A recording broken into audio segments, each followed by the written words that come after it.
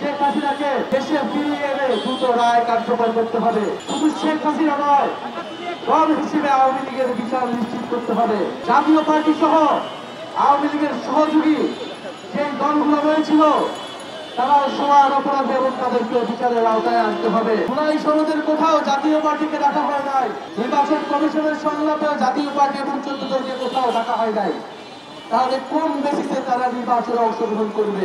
শুধু শেখ হাসিনাকে আশ্রয় দেয়নি, বাংলাদেশে যে আওয়ামী লীগ অস্থিতিশীলতা এবং ষড়যন্ত্র করছে সেটাকেও পরোক্ষভাবে সমর্থন দিয়ে যাচ্ছে। রাষ্ট্রের জনগণের জন্য আদালত রায় দিয়েছে, আমরা ট্রাইব্যুনালের রায়কে স্বাগত জানিয়েছি, কিন্তু আমরা আজকে রাজপথে নেমেছি যে এই রায় যাতে অবিলম্বে অতি দ্রুততার সহিত কার্যকর করা হয়। কারণ রায় কার্যকরের মধ্য দিয়ে বাংলাদেশের মানুষ ইনসাফ পাবে। শেখ হাসিনার এই রায় কোন রাজনৈতিক প্রতিশোধ নয়।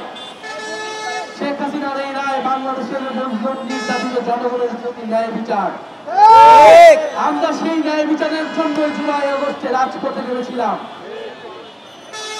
ফলে শেখ হাসিনাকে দেশে ফিরিয়ে আনতে যত ধরনের কূটনৈতিক রাজনৈতিক তৎপরতা করা প্রয়োজন, এই অন্তর্বর্তী সরকার সেই তৎপরতা শুরু করবে বলে আমরা আশা করছি। আমরা দেখতে পাচ্ছি যে নির্বাচনকে সামনে রেখে রাজনৈতিক দলগুলো নানা ধরনের তৎপরতা শুরু হয়েছে। আমরা আহ্বান জানাবো বাংলাদেশের মানুষের সাথে জুলাই গণঅভ্যুত্থানের সাথে প্রতারণা করে কেউ বিচারের ব্যাপারে আপোষ করবেন না, তাহলে বাংলাদেশের জনগণ আপনাদের কোনোদিনই ক্ষমা করবে না। আমরা আজকে সুস্পষ্টভাবে 3টি দাবি নিয়ে রাজপথে নেমেছি। প্রথমত, শেখ হাসিনাকে দেশে ফিরিয়ে এনে দ্রুত রায় কার্যকর করতে হবে। দ্বিতীয়ত, শুধু শেখ হাসিনা নয়, দল হিসেবে আওয়ামী লীগের বিচার নিশ্চিত করতে হবে এবং জাতীয় পার্টি সহ আওয়ামী লীগের সহযোগী যে দলগুলো রয়েছিল তারা সমান অপরাধে এবং তাদেরকে বিচারের আওতায় আনতে হবে। আমরা দেখতে পাচ্ছি জাতীয় পার্টির নামে আওয়ামী লীগ পুনর্বাসনের ষড়যন্ত্র এবং পরিকল্পনা চলছে। 5ই আগস্টের পরে অন্তর্বর্তী সরকারের উদ্যোগে যে ঐক্যবদ্ধ কমিশন প্রতিষ্ঠা হয়েছিল, সেই ঐক্যবদ্ধ কমিশনের কোথাও জাতীয় পার্টিকে ডাকা হয় নাই। নির্বাচন কমিশনের সংলাপেও জাতীয় পার্টি এবং 14 দলকে কোথাও ডাকা হয় নাই। তাহলে কোন বেসিসে তারা নির্বাচনে অংশগ্রহণ করবে? জুলাই সনদের কোথাও জাতীয় পার্টিকে ডাকা হয় নাই, কিন্তু নির্বাচনে নাকি জাতীয় পার্টিকে ডাকা হবে। এটা একটা চক্রান্ত এবং ষড়যন্ত্র। এই ষড়যন্ত্রের বিরুদ্ধে এনসিপি মাঠে থাকবে। আমরা আরো বলতে চাই, গত 50 বছর ধরে ভারত বন্ধু রাষ্ট্রের নামে বাংলাদেশকে শোষণ করে গিয়েছে। গত 15 বছর ভারতের প্রত্যক্ষ এবং পরোক্ষ সহায়তায় বাংলাদেশের ফ্যাসিবাদ চেপে বসেছিল। সেই ভারত সরকার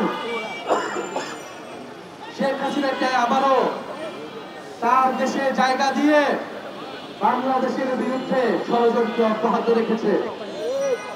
ভারত সরকারের প্রতি আমাদের আহ্বান থাকবে, যদি বাংলাদেশের সাথে সত্যিকার অর্থে সম্পর্ক করতে চান, যদি চান বাংলাদেশের জনগণ আপনাদের প্রতি সুসম্পর্ক বজায় রাখবে, তাহলে অবিলম্বে শেখ হাসিনাকে দেশে পাঠানোর ব্যবস্থা করুন।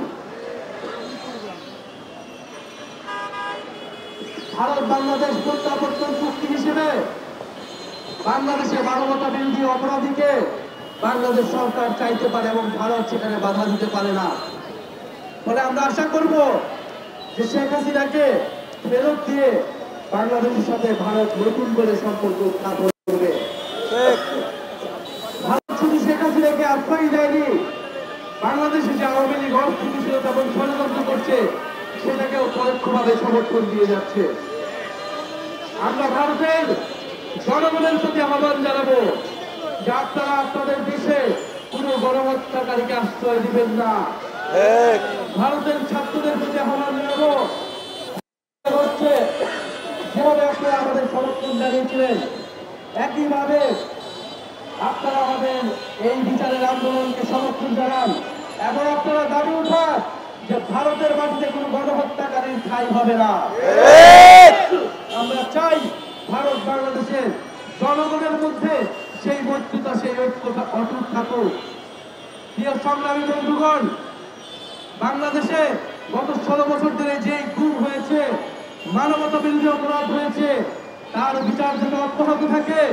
শেখ হাসিনা সহ যে সকল পুলিশ এবং সন্ত্রাসীরা জুলাই আগস্টে গুলি চালিয়েছে, তাদের বিচার যাতে অব্যাহত থাকে। এই ট্রাইব্যুনাল এবং বিচারের কোনো কার্যক্রমে যাতে বাধা তৈরি না হয়, নির্বাচনের পরেও যাতে এই সকল বিচার অব্যাহত থাকে, সেই প্রতিশ্রুতি অন্তর্বর্তী সরকার সহ সকল রাজনৈতিক দলগুলোকে নির্বাচনের আগে দিতে হবে।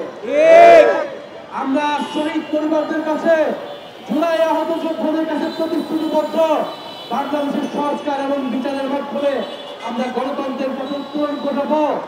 সংস্কারের নামে, জুলাই সনদের নামে ফ্যাসিবাদ বিরোধী দলগুলো এই জুলাই সনদকে তাদের রাজনৈতিক দল কষাকষি হাতিয়ারে পরিণত করেছে। আমরা বলবো অন্তত বিচারকে আপনারা কলুষিত করবেন না, আপনারা ভারতের সাথে আপোষ করবেন না। এই সরকার যাতে কঠোর থাকে এবং বাংলাদেশের জনগণ যাতে রাজপথে এই বিচারের রায় কার্যকর না হওয়া পর্যন্ত তাদের সরল মুক্তি রাখে, সেই আহ্বান আমরা জানাচ্ছি। আজকে যারা উপস্থিত হয়েছেন, জাতীয় নাগরিক পার্টি সহ জাতীয় নাগরিক পার্টি ঢাকা মহানগর উত্তর দক্ষিণ, জাতীয় ছাত্র শক্তি, যুব শক্তি এবং শ্রমিক শক্তি ঢাকা মহানগরে এবং নারী শক্তি ঢাকা মহানগরের যারা নেতৃবৃন্দ এবং জাতীয় ছাত্র শক্তির বিভিন্ন ক্যাম্পাসের নেতৃবৃন্দ এবং কর্মীরা যারা উপস্থিত হয়েছেন, তাদেরকে ধন্যবাদ জানাচ্ছি। জাতীয় নাগরিক পার্টির রাজপথের এই লড়াই সংগ্রাম অব্যাহত থাকবে। আমরা নির্বাচনে অংশগ্রহণ করব, কিন্তু বিচার সংস্কারের প্রশ্নে জাতীয় নাগরিক পার্টি আপোষ থাকবে এবং এখানে আপোষহীন থাকবে এবং যারা আপোষ করবে যে সকল রাজনৈতিক দল, তাদের বিরুদ্ধে এনসিপির কঠোর অবস্থান থাকবে। ইনকিলাব জিন্দাবাদ, এনসিপি জিন্দাবাদ।